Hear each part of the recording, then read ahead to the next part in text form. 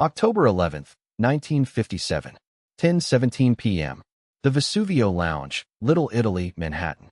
The air in the private back room of the Vesuvio Lounge was thick enough to bottle.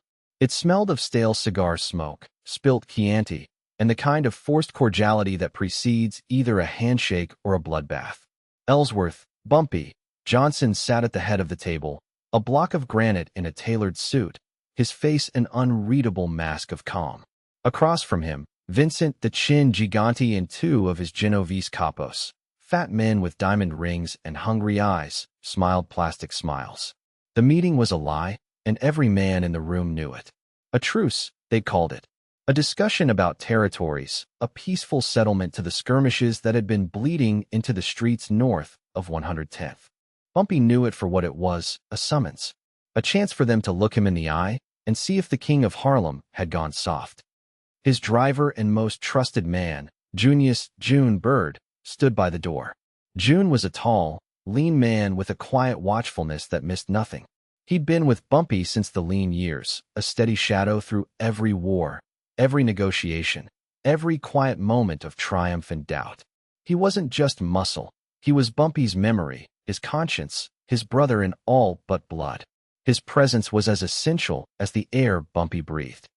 "So, we're in agreement," the Chin said, his voice a low, gravelly rumble that seemed to vibrate the water glasses on the table. "The new shipments, they come through our ports. We take our taste, you get the rest. Clean. No more street trouble." Bumpy inclined his head, a gesture that conceded nothing. "My people eat first, Chin. Always. Your taste doesn't come out of their hide." A tense silence followed. One of the capos cleared his throat. Gigante broke the tension with a wide, predatory grin. He snapped his fingers. A waiter, pale and trembling, scurried in with a silver tray bearing a single, ornate bottle of whiskey and 5 glasses. It was a rare, expensive single malt. A celebratory drink. A seal on the deal. "To new friendships," Gigante purred, pouring the amber liquid himself. He made a show of it, a performance of generosity. He slid a glass toward Bumpy, the gesture heavy with meaning. "Drink with us. Be one of us. Break bread, or in this case, share whiskey." Bumpy's eyes never left Gigante's. He knew the protocol of this world. To refuse the drink was an insult of the highest order, an open declaration of war. To accept it was to swallow their terms, to acknowledge their dominance. He reached for the glass, his fingers brushing the cool, condensation-slicked surface. But before he could lift it, a shadow fell over the table. "Boss," June Bird said, his voice low but firm. He had moved from the door to Bumpy's side with the silent grace of a panther. "Allow me." It was their own protocol, unspoken but absolute, forged over 2 decades of navigating a world where death could come in a handshake or a shared meal. June was the taster, the first line of defense, not because Bumpy ordered it, but because June insisted. It was his sworn duty, his expression of ultimate loyalty. Gigante's smile tightened at the edges. "He don't trust our hospitality? He trusts my judgment," Bumpy replied, his voice flat. He gave June a barely perceptible nod. June picked up the glass intended for Bumpy. He held it to the light, swirled the liquid, and brought it to his nose, a sommelier of survival. Then, with the calm deliberation of a man performing a sacred rite, he took a small, measured sip. He held the whiskey in his mouth for a moment, his eyes on Bumpy, a silent communication passing between them. He swallowed. For a second, nothing happened. The Genovese men relaxed, their shoulders slumping slightly. The Chin's smile returned, genuine this time, tinged with victory. Then June's eyes widened. A look of profound confusion crossed his face. He blinked once, twice. He opened his mouth to speak, but only a small, strangled gasp escaped. His hand went to his throat, his long fingers clawing at his collar. The glass slipped from his other hand, shattering on the polished floor, the sound like a gunshot in the suddenly silent room. "June." Bumpy was on his feet in an instant, the granite mask cracking, revealing the raw panic beneath. June's body went rigid. A violent tremor seized him, rattling his bones. His back arched, and a low, guttural moan tore from his lungs. He stumbled backward, his legs tangling, and crashed into the wall, sliding to the floor. His limbs began to convulse, his heels drumming a frantic, horrifying beat against the hardwood. White foam, tinged with blood, frothed at the corners of his mouth. The room erupted into chaos.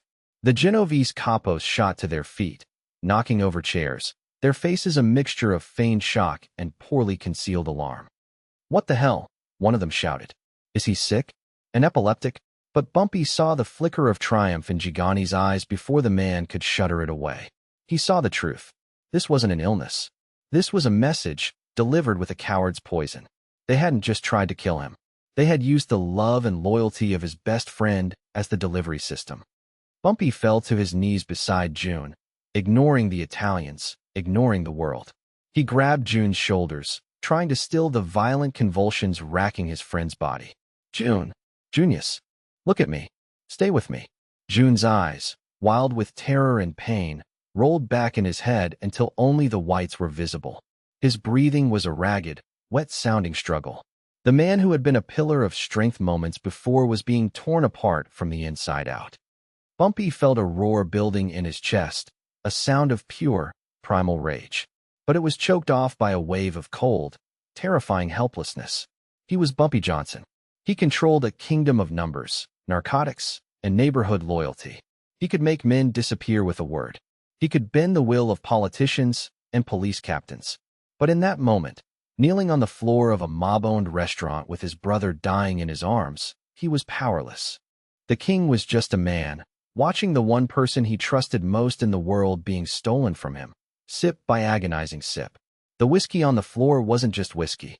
It was his life, his reign, his soul, seeping into the floorboards. And the only price paid so far was by the wrong man. October 11th, 1957, 10:23 p.m. The Vesuvio Lounge, Little Italy, Manhattan. The world narrowed to the space of a dirty floor and the sound of a man drowning on dry land. Bumpy cradled June's head in his lap, the violent thrashing of the convulsions sending shockwaves through his own body. The carefully constructed edifice of the Harlem kingpin, the man of ice and intellect, shattered into a million pieces. His face, usually a stoic sculpture, was twisted in a grimace of pure agony. "Get a doctor," he screamed, the sound raw, ripped from a place deep inside him he kept locked away. It wasn't a command, it was a plea. Somebody do something. Gigante and his men were already backing toward a side door, their hands up in a pantomime of innocence. "We don't know nothing about this, Bumpy," the chin said, his voice slick with false concern. "Your man has a fit, it ain't on us. We're ghosts. You were never here." They vanished, leaving Bumpy alone with the dying man, the terrified waiter, and the ghost of their treachery. Rage, hot and blinding, surged through him, but it was a useless emotion. Rage couldn't restart a heart. It couldn't purge a poison. He looked down at June. The convulsions were subsiding, replaced by a terrifying stillness. June's skin was clammy, his lips turning a dusky blue. His breath was shallow, each one a tiny, desperate flag of surrender. Bumpy's men, alerted by the commotion, burst through the main doors. Delancey, Nat, Finley, his trusted inner circle. They stopped dead, their faces falling as they took in the scene. Their boss, the untouchable Bumpy Johnson, on his knees, his suit stained, his eyes wild with a fear they had never seen before. "Boss, what happened?" Nat Pettigrew asked, his voice hushed. "Poison," Bumpy choked out, the word tasting like acid. "They poisoned the drink." June drank it. The information landed like a physical blow. A collective gasp went through the men.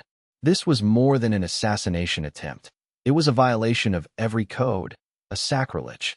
To use a man's loyalty against him was the ultimate depravity. "Call an ambulance," Bumpy ordered, his voice regaining a sliver of its customary iron. "No, screw that. Too slow. Get the car. We're taking him to St. Luke's." Now, they moved with practiced efficiency, a well-oiled machine kicking into gear. They lifted June's limp body, his head lolling sickeningly.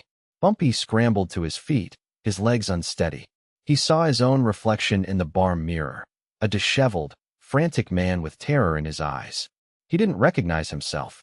He looked away, ashamed of the weakness, of the vulnerability. October 11th, 1957, 10:48 p.m. St. Luke's Hospital emergency entrance, Morningside Heights. The Cadillac screeched to a halt at the emergency entrance. They carried June inside, Bumpy shouting for help. The sterile, indifferent environment of the hospital was a shock to the system. A nurse with a pinched face and tired eyes looked up, her expression hardening as she saw a group of large, well-dressed black men carrying another. "What's the problem here?" she asked, her tone dripping with suspicion. "He's been poisoned," Bumpy said, his voice echoing in the tiled hallway. "He needs a doctor. Now, fill out these forms," she said, gesturing to a clipboard. Bumpy stared at her, incredulous. "My friend is dying, and you want me to fill out paperwork?" He swept the clipboard from her desk, the papers scattering across the floor. "Get me a doctor, or I will tear this place apart brick by brick." His outburst, born of sheer desperation, had the desired effect. An orderly appeared with a gurney. A young, harried-looking resident followed. They loaded June onto the stretcher and wheeled him through a set of swinging doors, leaving Bumpy and his men behind in the waiting room. The minutes stretched into an eternity. Bumpy paced the floor like a caged animal, the adrenaline of the initial shock giving way to a gnawing, gut-wrenching dread. He could feel June's life slipping away with every tick of the institutional clock on the wall. He prayed. Bumpy Johnson, a man who had bent the world to his will through logic, intimidation, and force, closed his eyes and begged to God he wasn't sure he believed in anymore. "Please, not him. Take me. Take anything. But not June." October 12, 1957, 12:15 a.m. St. Luke's Hospital waiting room. The resident finally emerged, his face grim. He looked exhausted. "Mr. Johnson?" Bumpy was in his face in a second. "How is he? What is it?" "We've stabilized him for now," the doctor said, choosing his words carefully. "His heart is under extreme strain. We believe he's had a massive coronary event. A heart attack. Very severe." Bumpy felt a dizzying wave of relief, followed immediately by a spike of confusion. "A heart attack? I told you he was poisoned." The doctor gave him a patronizing look, the kind reserved for the hysterical and uninformed. "Sir, the symptoms, the convulsions, the cardiac distress, the respiratory failure, are all consistent with a myocardial infarction. There's no sign of poison. We're treating him for that." A false alarm. The words hit Bumpy harder than any bullet. It was wrong. He knew it was wrong. He had seen it. He had seen the flicker in Gigani's eyes. This wasn't a random act of biology. This was an execution. And these doctors, in their starched white coats and their clinical certainty, were going to kill June with their incompetence. "You're wrong," Bumpy said, his voice dangerously quiet. "You are going to kill him. You need to pump his stomach. You need to find out what they gave him." "Mr. Johnson, I am the doctor here," the resident said, his patience wearing thin. "We are following procedure. Now, if you'll excuse me." He turned to walk away. Bumpy grabbed his arm, his grip like a vice. The young doctor's eyes widened in fear. "You listen to me," Bumpy snarled, his face inches from the doctor's. "You will run every test you have for every poison known to man. You will find what they put in him. If he dies because you were too proud or too stupid to listen, I will find you. I don't care if you move to Alaska.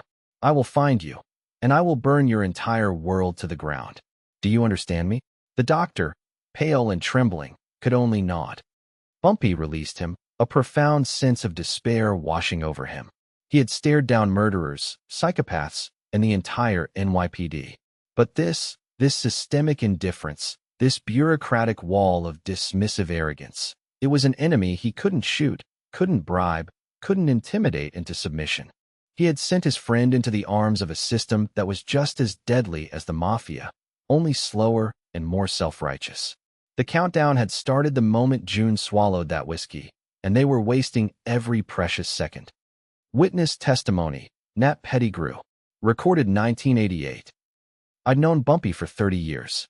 Seen him in every situation you can imagine. Watched him face down Lucky Luciano without blinking. Watched him walk into a room of 5 gunmen and walk out alone. I thought I'd seen every side of the man. But that night I saw something else. When he was on that floor at the Vesuvio, holding June, he wasn't a kingpin. He wasn't the boss. He was just a man. Broken. He was terrified. I'd never seen fear on him before. Not for himself, but for June. It stripped him bare. Later, at the hospital, When that doctor tried to blow him off, I saw the other side. The rage.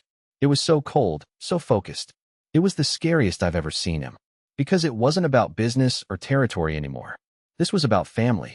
And God help anyone who touched Bumpy's family. October 12, 1957, 2:30 a.m. Outside St. Luke's Hospital. The desperation was a physical thing now, a tightening in Bumpy's chest that made it hard to breathe. The city lights of Amsterdam Avenue seemed to mock him with their indifference.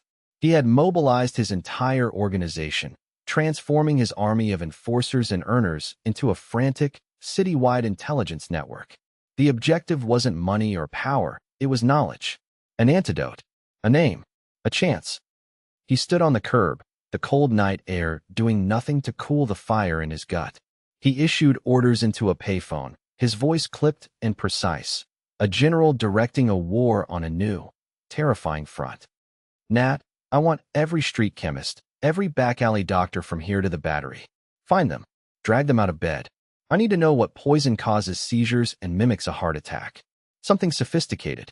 Something the Italians would use. Finley, get to the Vesuvio.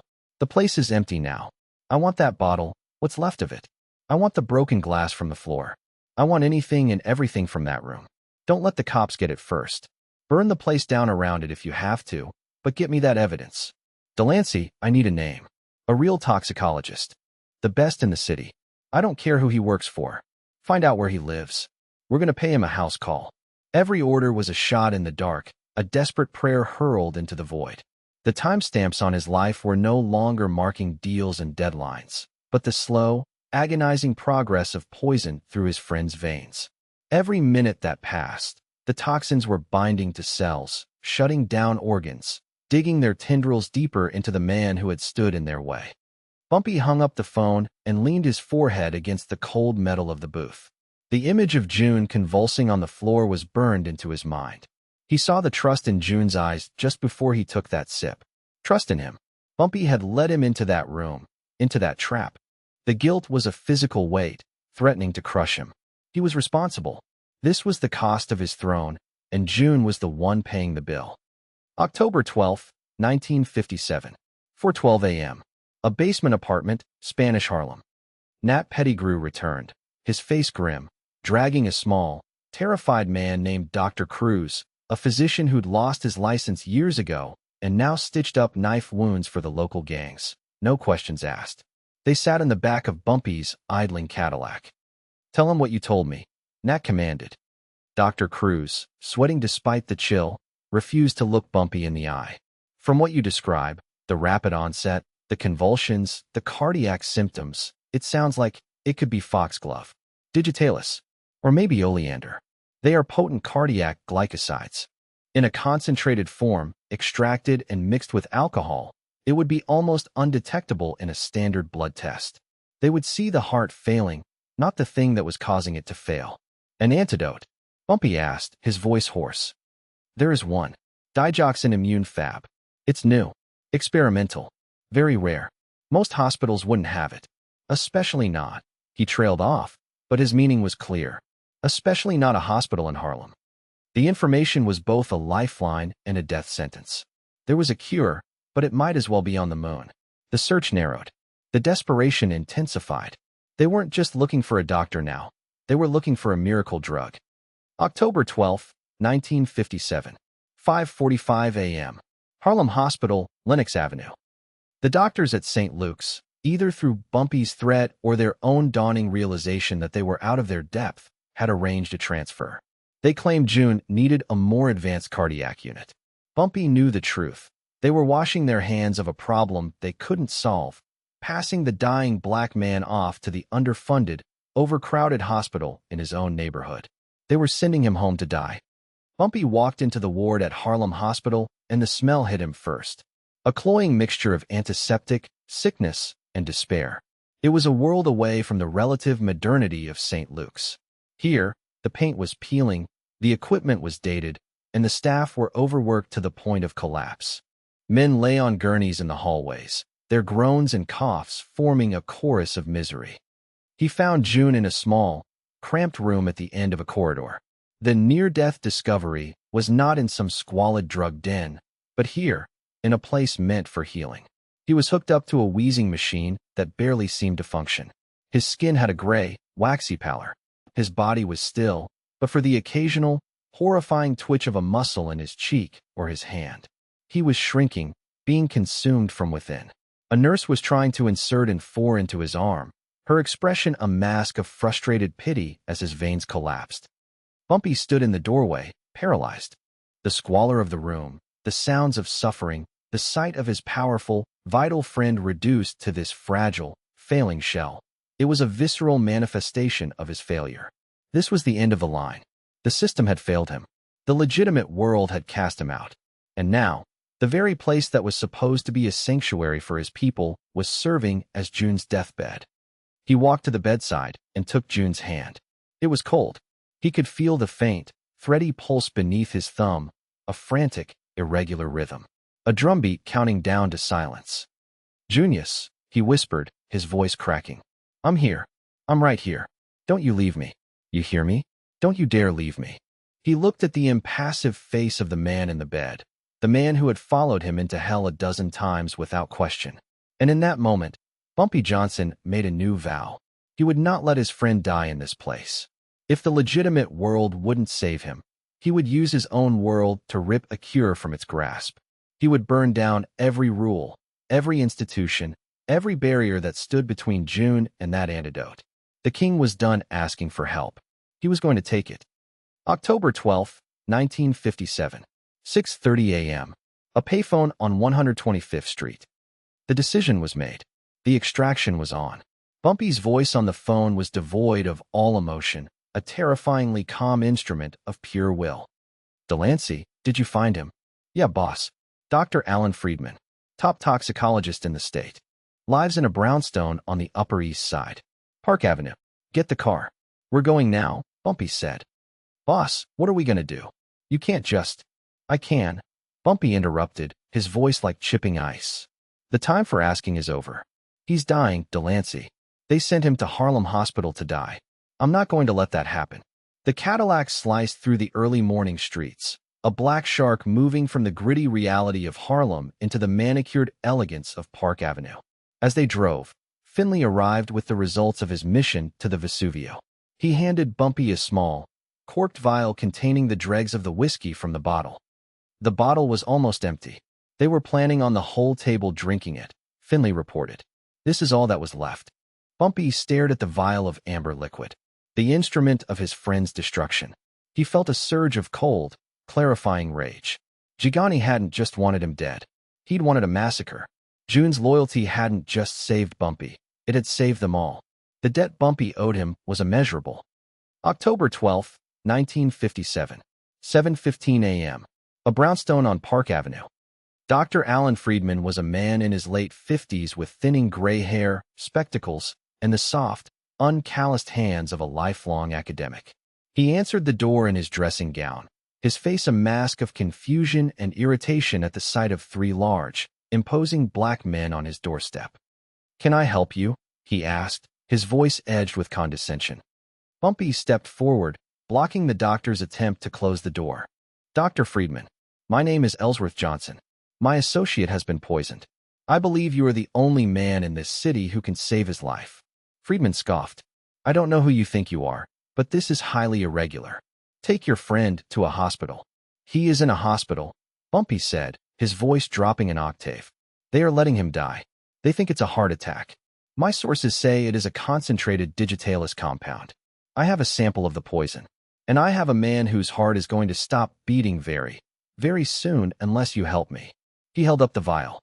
Friedman's eyes, professionally curious despite the situation, were drawn to it. But he shook his head. "I'm sorry. I can't. There are procedures, protocols." "Doctor," Bumpy said, stepping fully into the man's opulent foyer. Nat and Finley followed, shutting the door behind them. The click of the lock echoed in the silent house. "I am not a man who is accustomed to hearing the word no. I can appeal to your oath as a physician to save a life. I can appeal to your humanity. Or, I can explain to you in very simple terms that your refusal is not an option.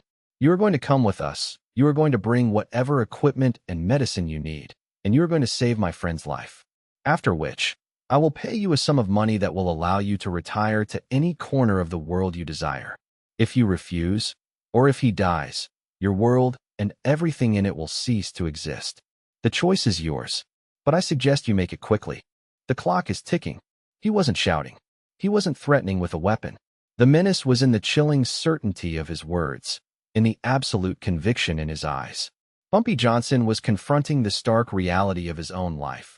The criminal empire he had built, the very thing that had put June in that hospital bed, was now the only tool powerful enough to save him. He had to become the monster to fight the monsters. Dr. Friedman stared into Bumpy's eyes and saw no bluff, no room for negotiation. He saw a man pushed to the absolute limit, a king willing to burn the whole world down to save one loyal subject.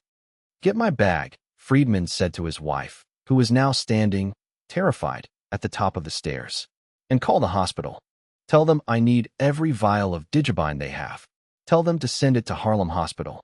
Immediately, the extraction was a success. He had ripped the cure from the heart of the system that had denied it. But the real battle, the fight for June's life inside his own body, was just beginning. October 12, 1957, 8:30 a.m. Harlem Hospital, ICU. The arrival of a preeminent Park Avenue toxicologist, flanked by Bumpy Johnson and his men, sent a shockwave through the hospital staff.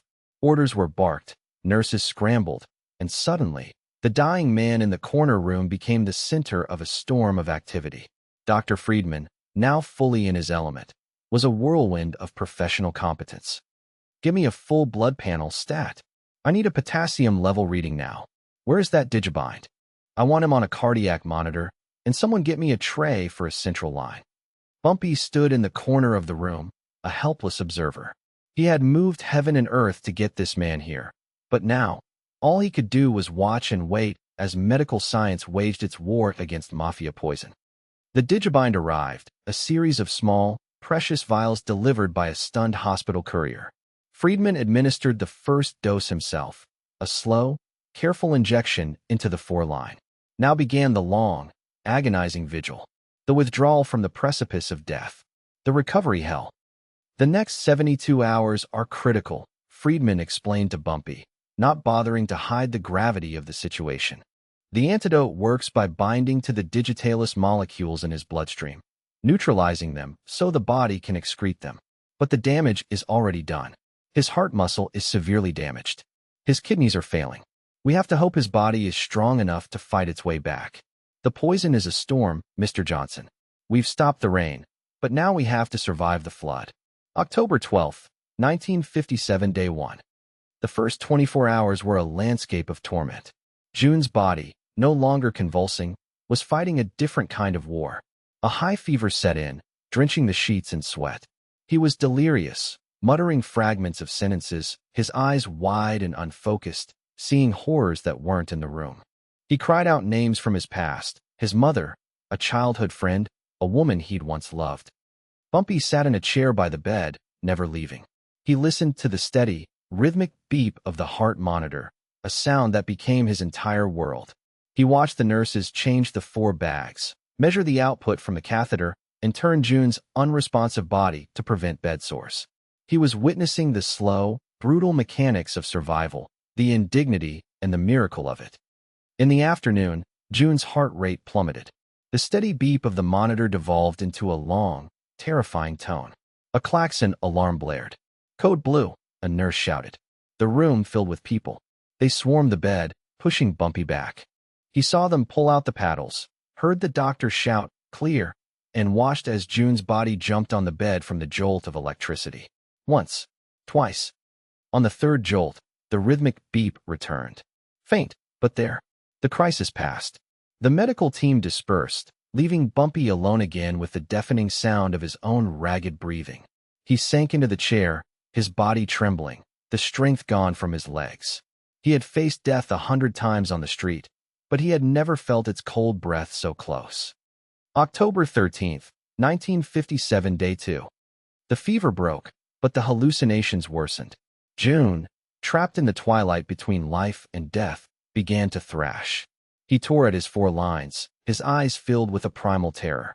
He seemed to be reliving the poisoning, his hands clawing at his throat, his breath coming in ragged, panicked gasps. The doctors had to restrain him, strapping his wrists to the bed rails. To see June, a man of such quiet strength and dignity, reduced to this state was a unique form of torture for Bumpy. This was the true face of the Genovese family's work. Not a clean bullet, but a dirty, soul-stealing poison that ravaged a man from the inside out, turning his own mind into a prison. Bumpy found himself talking to the unconscious man, his voice a low murmur in the quiet room. He recounted stories from their youth, the lean years when they were just starting out, the close calls, the victories. He spoke of his plans for the future, a future that June had to be a part of. It was a one-sided conversation, a confession, a prayer. He was trying to will him back, to anchor his drifting spirit to the world with the sheer force of his own memories and hope. You remember that time in Chicago, June? When we had to fight our way out of that warehouse with nothing but a tire iron and a bottle of gin. You got me out of there. You always get me out. It's my turn now. I'm getting you out of this. You just have to hold on. You hear me, Junius? You hold on. October 14th, 1957, Day 3. On the morning of the third day, a change occurred. The frantic energy of the delirium subsided. A profound stillness settled over June. His breathing, though still shallow, became more regular. His heart rate, monitored constantly, stabilized into a steady, if weak, rhythm.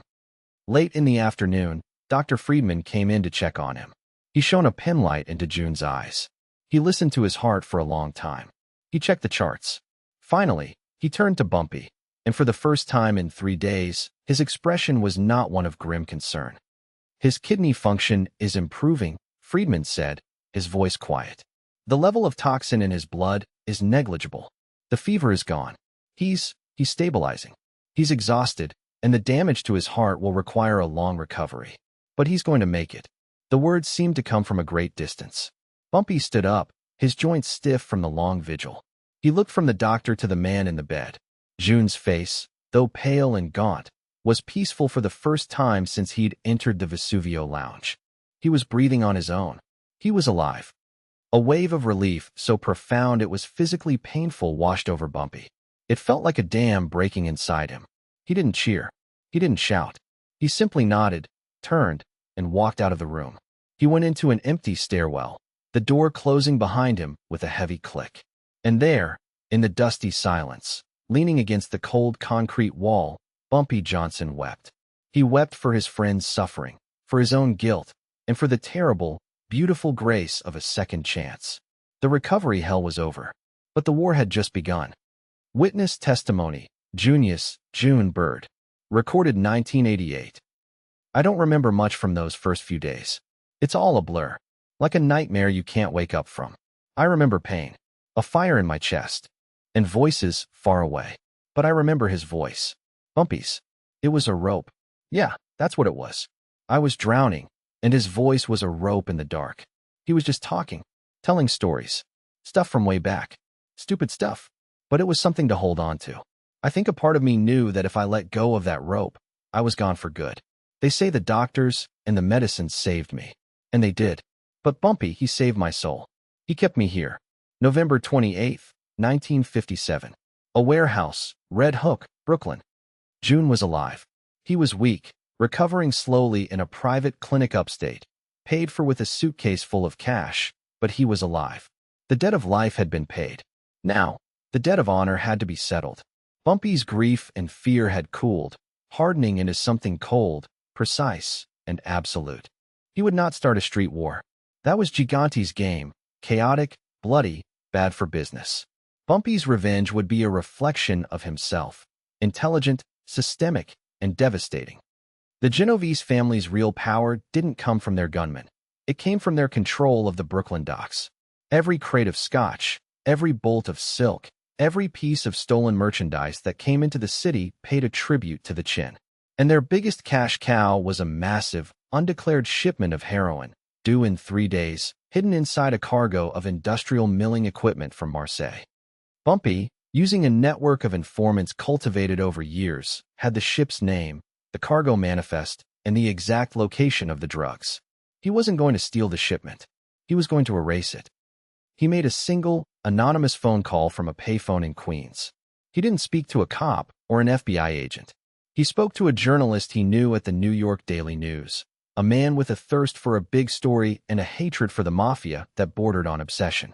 Bumpy gave him the information, not as a source, but as a concerned citizen. He provided enough detail to be credible, enough evidence to be undeniable. December 2nd, 1957. Pier 12, Red Hook. When the freighter Lucille Etoile docked, it wasn't greeted by Genovese thugs. It was met by a swarm of federal agents from the Bureau of Narcotics, flanked by reporters and photographers. They tore the ship apart. The discovery of nearly 200 pounds of pure heroin hidden inside the milling machines was front-page news for a week. The scandal was enormous. It triggered a massive federal investigation, congressional hearings, and a level of heat on the five families that the city hadn't seen in decades. Gigante wasn't arrested immediately, but his operation was crippled, his authority shattered. He had been publicly humiliated, exposed not by a rival gangster, but by the system itself. Bumpy had turned their own world against them. But such a precise strike left a signature. The feds, the mob, everyone knew a move that clean, that surgical, had to be the work of an inside man or a rival with impeccable intelligence. The investigation that started with the Genovese family inevitably widened.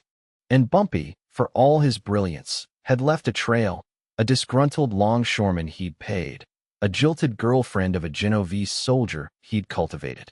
It was enough. April 16, 1958. Federal Courthouse, Foley Square. Bumpy stood before the judge, his face impassive.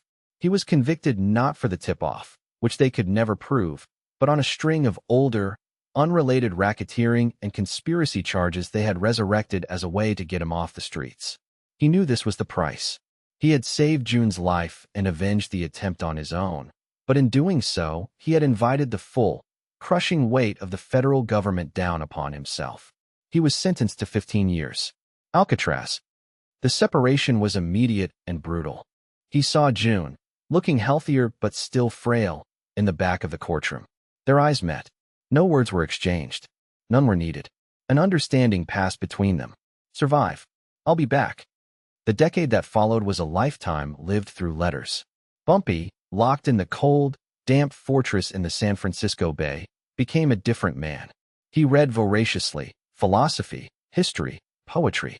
His letters to June, smuggled out through friendly guards, were less about the running of the business and more about the workings of the soul. June 1960. Alcatraz. Junius, I read Plato today. He speaks of the philosopher king, a ruler who governs with wisdom and reason. I have been a king, but I have never been a philosopher. I ruled with force and fear. I see now the limits of that power. It can build an empire, but it cannot protect the ones you love from a single drop of poison. Perhaps true power lies not in controlling others, but in mastering oneself. June's letters back were a lifeline, a window into the world Bumpy had left behind. He wrote of the changing face of Harlem, the rise of the civil rights movement, the new music, the new drugs that were beginning to poison the streets in a way the mafia never could. He also wrote of his own recovery, his growing strength, and his unwavering loyalty. August 1964. Harlem. Things are changing here. The kids are angry, and they have a right to be. They talk about revolution. It's a different kind of power than we ever knew. The numbers racket seems small by comparison. I am well. The doctors say my heart is scarred, but strong. Like an old soldier. I keep your seat open at the Red Rooster, waiting for you. Through these letters, they chronicled a decade of change, both in the world and within themselves. Bumpy's sentence was a kind of monastic exile. He was stripped of his power, his wealth, his freedom. All he had left were his thoughts and his connection to the one man who had stood beside him and in front of him. He had gone to prison to avenge his friend, but in doing so, he had inadvertently embarked on a path to save himself. February 21st, 1968. San Francisco Pier 41. The ferry from Alcatraz cut through the gray, choppy waters of the bay. Bumpy Johnson stood on the deck, a man in his 60s, thinner now, his hair flecked with gray, but his eyes holding a new kind of depth, a quiet intensity. He had served 10 years of his sentence and was being released on parole. When he stepped onto the pier in San Francisco, there were no crowds, no reporters. There was only one man waiting for him, standing next to a black Lincoln Continental, leaning against the fender as if he'd been waiting there for 10 minutes instead of 10 years. It was Junebird. He was older, a deep scar tracing a line down his neck from the emergency tracheotomy he'd needed, a permanent reminder of the price he'd paid. But he stood tall, his eyes clear. He smiled, a slow, easy smile that reached his eyes. Bumpy walked toward him. The last time they had seen each other was across a crowded courtroom, a lifetime ago. They stopped a few feet from each other, the salty air of the bay swirling around them. The world seemed to hold its breath. For a long moment, they just looked at each other, a decade of letters, of fear, of loyalty and survival passing between them in a single, silent glance. The king and his knight, reunited. Bumpy finally broke the silence, his voice a little rough from disuse. "You look good, Junius." June pushed himself off the car. He walked forward and wrapped his arms around Bumpy, a strong, solid embrace. It wasn't the awkward, back-patting hug of gangsters. It was the embrace of brothers who had walked through the valley of the shadow of death and come out the other side. When he pulled back, his eyes were shining. He looked at the man he had served, the man he had saved, and the man who had sacrificed a decade of his own life in return. He clapped Bumpy on the shoulder, his hand firm and steady. "Welcome home, L," June said, his voice thick with emotion. "Welcome home." The legacy was cemented, not in the headlines or the criminal underworld, but in that quiet moment on a windswept pier. Bumpy Johnson's empire would fade, his name would become a legend, but the truest measure of his reign was standing right in front of him, alive and whole. It was a kingdom of two men, built on a foundation stronger than any concrete or steel, a loyalty that had been tested by poison and redeemed by sacrifice.